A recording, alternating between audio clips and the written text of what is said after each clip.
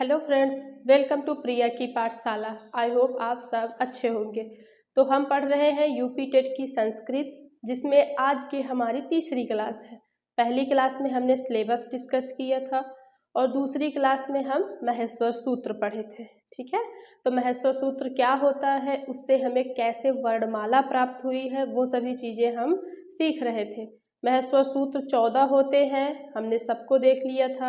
अब महेश्वर सूत्र से ही हम प्रत्याहार बनाना सीख रहे थे।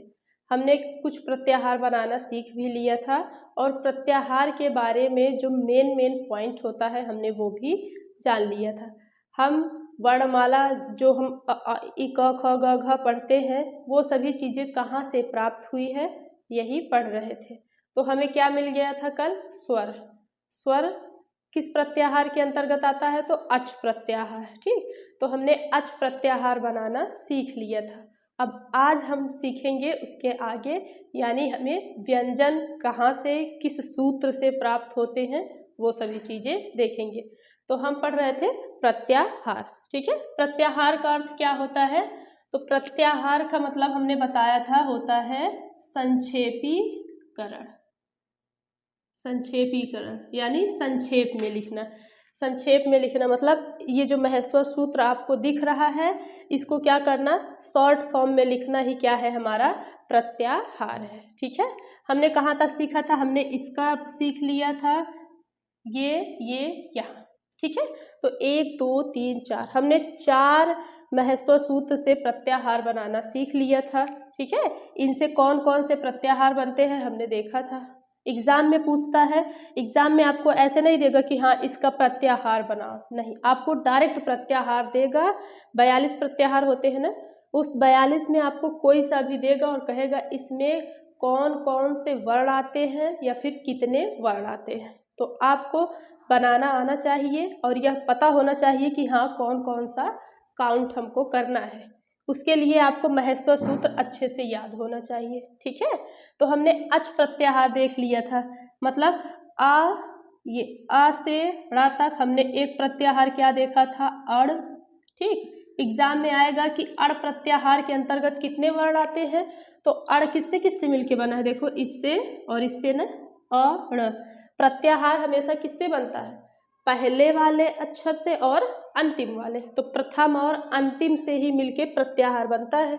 तो देखो अयुड़ इतना बड़ा था ना, अयुड़ इतना बड़ा है, पहला और अंतिम मिलके क्या बन गया? अड़। अब एग्जाम में पूछेगा कि अड़ प्रत्याहार के अंतर्गत कितने वर्ण आते हैं, तो क्या करेंगे आप? इनको काउंट कर लेंगे कि इनके बीच में कितना है। तो आ ई उ कितने हैं? 3 हैं, 3 वर्ण है। अड़ा नहीं लेंगे, क्यों? क्योंकि हमने सीखा है कि हलंत वाला हमको काउंट नहीं करना है। ठीक है, तो हमने अड़ प्रत्याहार देख लिया था। फिर आ और क मिला के हम अक प्रत्याहार देखे थे। ठीक, अक प्रत्याहार, तो अक प्रत्याहार के अंतर्गत कितने वर्ण आएंगे? तो अड़ा और का छोड़ के बाकी सब लिख देना। फिर उसके बाद हम क्या पढ़े थे? एच प्रत्याहार, यहाँ से इसको पढ़ लिए थे।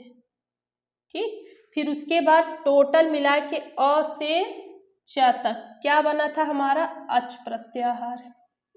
क्या बना था? अच प्रत्याहार। तो अच प्रत्याहार के अंतर्गत हमको क्या मिल गया था? पूरा स्वर मिल गया था। मतलब जो हम लोग आ ई उ री री ए ओ औ इतना होते हैं स्वर ना। संस्कृत में स्वर की संख्या कितनी होती है? तो हमने अभी कल पढ़ा था स्वर की संख्या संस्कृत में 9 होती है। ठीक है, तो देखिए 1 2 3 4 5 6 7 8 9, चा नहीं लेंगे क्योंकि हलंत लगा है। ठीक है, तो 9 क्या है? हमारे स्वर। तो यहाँ तक तो हमने देख लिया था। अब आगे हम देखेंगे व्यंजन। व्यंजन हमको किस सूत्र से कौन सा व्यंजन प्राप्त हुआ है? व्यंजन सबको पता है ना, इनको छोड़ के अब आगे जो क ख ग घ ये सब आते हैं, ये सब क्या होते हैं? व्यंजन। ठीक है, तो व्यंजन के भी प्रकार हैं, अब हम इसी में सब सीख लेंगे। ठीक है, देखिए, तो ये क्या है? हैवरट।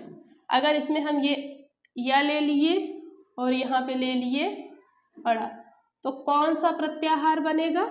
देखिए, यड़ प्रत्याहार। क्या बना? यड़। क्या लेना है? आगे वाला लेना है, इसको हमने लिए या और अड़ा, अंत वाला ले लिए, क्या हो गया? यड़ प्रत्याहार। अब एग्जाम में आ जाएगा यड़ प्रत्याहार के अंतर्गत कितने वर्ण आते हैं, तो यड़ आपको कैसे याद करना होगा, आयुड़, रील रिक, एओंग, एओच, हाय, या आ गया ना, वहीं रुक जाओ।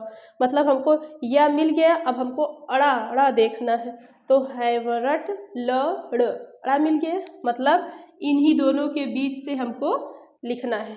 तो हैवरट में देखो या व र, टा नहीं लेंगे, क्यों, क्योंकि हलंत वाला हमको नहीं लेना है। तो या व र, फिर हम ला ले लेंगे, तो या व र ला। एग्जाम में पूछेगा कि यड़ प्रत्याहार के अंतर्गत कौन कौन से वर्ण आते हैं, तो आप लिखिए या व र ल। ना तो टा काउंट करेंगे ना तो अड़ा, क्यों, क्योंकि हलंत वाले की गणना नहीं करते हैं। ठीक, यड़ प्रत्याहार के अंतर्गत कौन कौन से, तो या व र ल। और अगर पूछे कितने वर्ण आते हैं, तो 1 2 3 4, आप 4 लगा दीजिए। ठीक, तो यड़ प्रत्याहार के अंतर्गत 4 वर्ण आते हैं। अब इन्हीं चारों को हम क्या कहते हैं, देखिए ध्यान से, य व र ल को क्या कहते हैं, तो हमने वर्णमाला में पढ़ा होगा, इनको अंतस्थ व्यंजन कहते हैं, अंतस्थ व्यंजन। ठीक, क्या कहते हैं इनको, तो हम इनको बोलते हैं अंतस्थ व्यंजन। अंतस्थ व्यंजन होता है ना, कौन कौन से, य व र ल। अब देखो एग्जाम में कुछ पूछ लेगा, अंतस्थ व्यंजन की संख्या बताइए, तो 4। ठीक है, यड़ में कितने वर्ण होते हैं, तो 4। कौन कौन से होते हैं, य व र ल। या फिर पूछेगा य व र ल किस प्रत्याहार के अंतर्गत आते हैं, यड़ प्रत्याहार के अंतर्गत, कुछ भी पूछ लेगा। इसीलिए हम सब कुछ बताते चल रहे हैं कि हाँ यड़ प्रत्याहार है, उसके अंदर ये वर्ण हैं, 4 होते हैं, इन्हीं को अंतस्थ व्यंजन कहते हैं। अब आगे देखिए, देखिए इसमें क्या है, देखो कौन से नंबर का है, ये 1 2 3 4 5 6, ये हमारा कौन सा है, तो हम कहेंगे 7वां है सूत्र। देख लो, 2 2 4 तो 6, 6 यानी 5 और 6, 5वें और 6वें सूत्र से हमको क्या मिला, तो हम कहेंगे अंतस्थ व्यंजन मिला है। ठीक है, अब 7वें में क्या है, तो देखो 7वें में हमारा ये दिख रहा है, क्या है ये, इ मंग अंग ड़ न म, मा काउंट करेंगे, नहीं करेंगे। तो 7वें वाले सूत्र में हमको सभी वर्ग, वर्ग जानते हैं ना, का वर्ग, चा वर्ग, टा वर्ग, पा वर्ग, ता वर्ग होता है ना, मतलब का वर्ग मतलब पूरा क ख ग घ अंगा, वर्ग बोल दिए तो मतलब पूरा उस लाइन का। तो क्या है इसमें, सभी वर्गों का, सभी वर्गों का 5वां वर्ण है। देखिए ध्यान से, है कि नहीं ये 5वां, सभी वर्गों का क्या है, तो 5वां वर्ण है। तो 7वें सूत्र से हमको क्या मिलेगा, 5वां वर्ण मिलेगा। 5वां वर्ण कौन कौन से, देखो इया है, तो च छ ज झ इया, 5वां लास्ट वाला है ना। माँ में देखो, तो ता था द सॉरी पा फा बा भा मा, लास्ट का 5वां मिला म। अंगा है, तो क ख ग घ अंगा, अंगा मिल गया। अड़ा, तो क्या कहते हैं, ट ठ ड ढ अड़ा। ना क्या है, त थ द ध ना।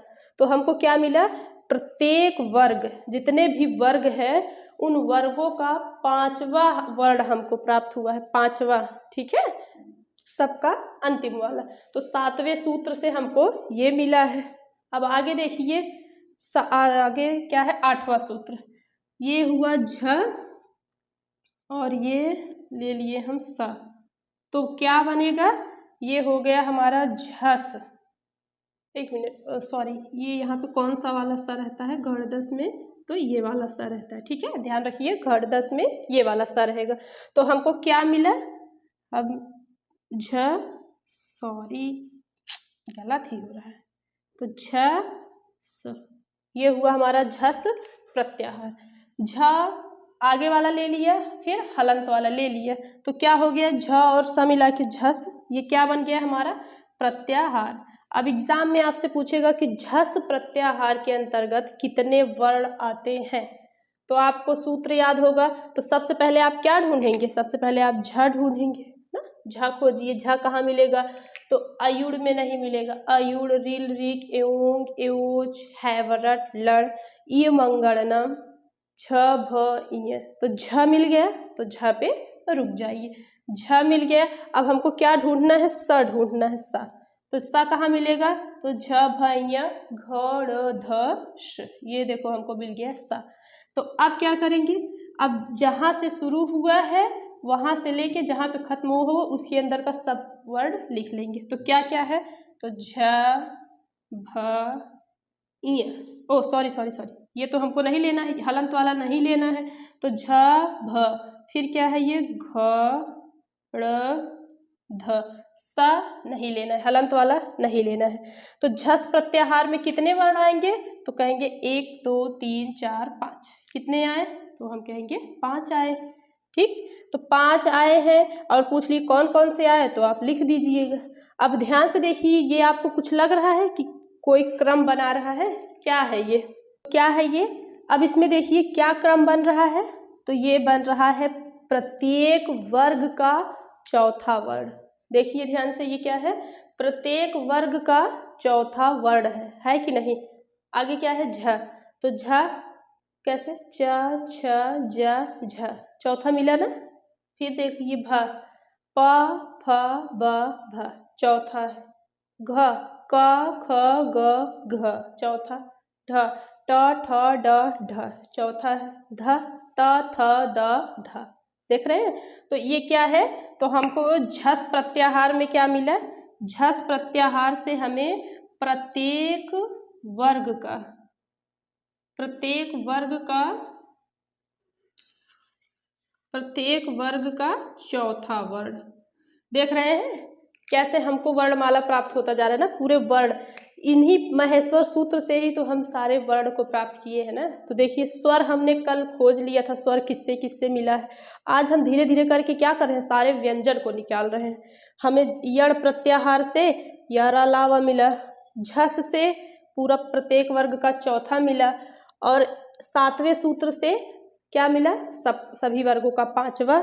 तो अब हमको ढूंढना है क्या, तो जो बच गए हैं। ठीक है, आगे देखिए, ये देखिए ज, अगर ज से हम चले, ज ये यहाँ तक श तक, क्या बन गया हमारा, तो जस प्रत्याहार। जस प्रत्याहार एग्जाम में आएगा, जस प्रत्याहार के अंतर्गत कौन कौन से वर्ण आते हैं। तो आप पहले क्या खोजिए, ज खोजिए। ज कब मिलेगा, तो जब गण दस, जब किस पे आएंगे, गण दस के बाद जब गण दस आएंगे तो जब आके आप वहीं पे रुक जाइए। तो ज से फिर श भी इसी में मिल जाएगा। तो क्या करेंगे, इन्हीं के बीच में जितना वर्ण है सबको लिख लेंगे, हलंत वाला छोड़ के सभी को लिख लेना। तो ज ब, यहाँ लिखेंगे हम ज ब ग ड़ द, जब गण द, और श नहीं लेंगे, हलंत वाला नहीं लेंगे। ठीक, तो जस प्रत्याहार के अंतर्गत भी कितने वर्ण हमको मिले, तो 5 मिले। कौन कौन से, ज ब ग ड़ द। ठीक, अब ये क्या है, ये भी तो कुछ होगा। तो क्या है ये, देखिए ध्यान से देखिए, तो ये है प्रत्येक वर्ग का, प्रत्येक वर्ग का तीसरा वर्ण, तीसरा वर्ण देख लीजिए, है ना। तीसरा वर्ण प्रत्येक वर्ग का, जितने भी क वर्ग च वर्ग टा वर्ग है सबका क्या है, ये तीसरा वर्ण है। कैसे, ज है तो च छ ज, तीसरा है। ब प फ ब, तीसरा। ग क ख ग, तीसरा। ट ठ ड, तीसरा। त थ द। तो हमको क्या मिला, जस प्रत्याहार में हमें प्रत्येक वर्ग का तीसरा वर्ण मिल गया। ठीक है, तो अब आगे देखिए, आगे क्या है,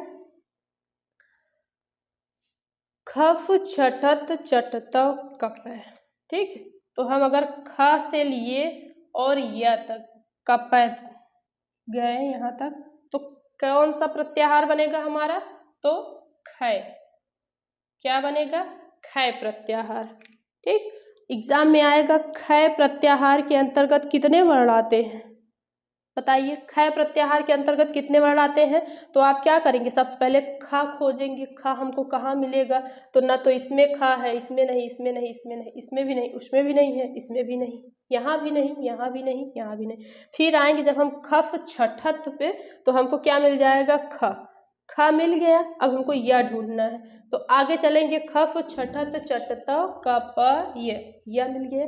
तो हम सूत्र लिख लेंगे। अब क्या करेंगे, हलंत वाला जो रहेगा उसको छोड़ के जितने वर्ण हैं सबको लिख लेंगे। तो हलंत वाला इसमें भी नहीं लेंगे, हलंत वाला इसमें भी नहीं लेंगे, जो बच गया लिखते चलो। तो क्या है ये, ख फ छ ठ थ, यहाँ तक हुआ। फिर क्या है, च ट त और ये हो गया क और ये प। हलंत वाला नहीं लेना है, ठीक है। तो क्या है, इतना हो गया। कितना है, तो ख प्रत्याहार में कितने वर्ण हैं, तो 1 2 3 4 5 6 7 8 9 10, ठीक है। एग्जाम में आएगा, अगर आपको सूत्र याद है तो आप आराम से लिख लेंगे कि इसमें 10 वर्ण आते हैं। और अगर उनका नाम पूछ लिए कौन कौन से, तो आप ये भी लिख सकते हैं। अब बताइए कि ये क्या है, ये भी तो कुछ है, क्या है, तो ये है प्रत्येक वर्ण का प्रथम वर्ण और द्वितीय वर्ण है। प्रथम और द्वितीय, सभी वर्गों का प्रथम और द्वितीय है। देख लीजिए, ख फ छ ठ त, यहाँ तक पहले देखिए। ख क ख दूसरा है, प फ दूसरा, च छ दूसरा, ट ठ दूसरा और त थ। इसमें क्या मिल गया हमें, प्रत्येक वर्ग का दूसरा मिल गया। इसमें देखो च ट त क प मिल गया सभी, पहला वर्ग, ठीक है। तो क्या मिला हमको, ख प्रत्याहार में क्या क्या मिल गया, प्रथम और द्वितीय वर्ण, सभी वर्गों का प्रथम और द्वितीय वर्ण मिल गया, ठीक है। आगे देखिए, फिर देखिए ये क्या है, ये हो गया हमारा श, और ये हम यहाँ तक गए तो ला, क्या बना, शल, शल प्रत्याहार। तो शल प्रत्याहार के अंतर्गत कितने वर्ण आएंगे, तो आप क्या करेंगे, सबसे पहले श खोजेंगे। तो सब में श आपको नहीं मिलेगा, यहाँ मिलेगा, ठीक। तो ये वाला श लेंगे, फिर ला खोजेंगे तो ला यहाँ मिल जाएगा। फिर हलंत वाला काट देंगे, हलंत वाला हमको नहीं लेना है। क्या क्या हो जाएगा, तो श श, फिर ये वाला श और ह, इसमें ये ह, कितना हुआ, तो हमको मिल गया 4 वर्ण। तो शल प्रत्याहार के अंतर्गत कितने वर्ण हैं, तो हम कहेंगे 4 वर्ण हैं। अब देखिए क्या मिला हमको, श श श ह। अब इन चारों को कुछ कहते हैं, बताइए क्या कहते हैं, श श श को बताइए। तो इन्हें हम कहते हैं ऊष्म व्यंजन, ऊष्म व्यंजन, ठीक। शल में जितने भी वर्ण हैं कितने हैं, 4 हैं, श श श ह। इन्हें हम क्या कहते हैं, तो जब वर्णमाला हम पढ़ते हैं तो उसमें हमें बताया जाता है कि ये क्या होते हैं, ऊष्म व्यंजन। व्यंजन 3 प्रकार के होते हैं ना, कौन कौन से होंगे, तो पहले 3 भागों में बांटा गया था। कौन सा पहला था, अंतस्थ, फिर ये क्या है, ये हमें ऊष्म, और ये जो सारे मिले हैं इन्हीं को हम स्पर्श व्यंजन कहते हैं, ठीक है। तो ये चीज़ें तो हम वर्णमाला में सीखेंगे, अभी हम सिर्फ इतना देख रहे हैं कि कहाँ से हमको क्या मिला है, ठीक है। तो ये हो गया हमारा ऊष्म व्यंजन।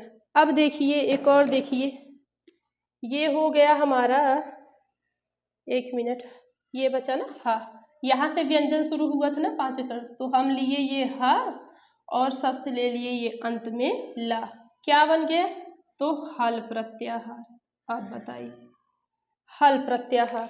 तो हल प्रत्याहार के अंतर्गत कितने वर्ण आते हैं, तो ये नहीं पूछो कौन कौन से आएगा, तो इतना लिखने में बड़ी टाइम जाएगा, तो एग्जाम में ये तो नहीं पूछेगा। आपसे पूछेगा कि हल प्रत्याहार में कौन कौन से वर्ण आते हैं, या फिर हल प्रत्याहार में क्या आता है, तो हम कहेंगे हल में सभी व्यंजन आते हैं, हल प्रत्याहार में सभी व्यंजन आ जाते हैं। मतलब यहाँ से देखिए पूरा अंतस्थ, स्पर्श, बाकी सब मिला के, यानी हल में क्या आएगा, पूरा व्यंजन आ जाएगा, ठीक है। तो हम लिखेंगे हल में क्या होगा, हल प्रत्याहार में संपूर्ण व्यंजन, संपूर्ण व्यंजन मतलब पूरा का पूरा व्यंजन हल प्रत्याहार में हमको मिलेगा, ठीक है। इसीलिए हल को ही क्या कहते हैं, हम व्यंजन कहते हैं, ठीक है। अगर एग्जाम में पूछे, स्वर सबको पता है, व्यंजन सबको पता है, ठीक है। लेकिन अगर पूछ लिए कि स्वर को क्या कहते हैं, इसी में से दे देगा प्रत्याहार, तो आप लिखेंगे स्वर को अच कहते हैं। क्यों? क्योंकि अच में ही सभी स्वर मिल जाते हैं। और व्यंजन को क्या कहते हैं? तो व्यंजन को हल कहते हैं। क्यों? क्योंकि हल में ही सभी व्यंजन मिल जाता है। ठीक है, अब एक लास्ट वाला हमारा प्रत्याहार है, क्या है? तो हम कहेंगे ये हुआ हमारा सबसे शुरुआती का अ, और सबसे अंतिम का ये हम लेंगे ला। क्या मिलेगा हमको? कहाँ लिखे? यहाँ लिख दे रहे। क्या मिला हमको? तो अ ल। देखो अ लिए, सबसे अंतिम वाला ल ले लिए, क्या हो गया? अल। तो बताइए अल प्रत्याहार में क्या आता है? तो अल प्रत्याहार में आएगा क्या? संपूर्ण, न तो स्वर न तो व्यंजन, बल्कि दोनों को मिला के क्या होगा? संपूर्ण वर्णमाला। जितनी भी हम लोग वर्णमाला में वर्ण पढ़ते हैं, क ख ग घ अ आ इ, तो संपूर्ण वर्णमाला जो है वो किस प्रत्याहार में आएगा? तो अल। आ हुआ यहाँ पे ला, हलंत वाला काट देंगे, जितना भी बच जाएगा आप देखेंगे उसमें क्या हमको मिलेगा? संपूर्ण, जितने भी हमारे वर्णमाला में वर्ण होते हैं सब मिल जाएगा। ठीक है, तो हल एक ये भी देख लीजिए, हल प्रत्याहार में कितने वर्ण होते हैं? तो 33, यानी व्यंजन की संख्या कितनी है संस्कृत में? 33 है। ठीक है, एग्जाम में आया कि व्यंजन की संख्या बताइए, तो 33 और स्वर की संख्या 9।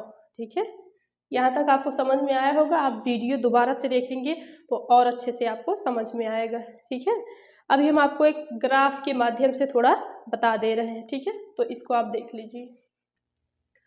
देखिए क्या है ये? महेश्वर सूत्र।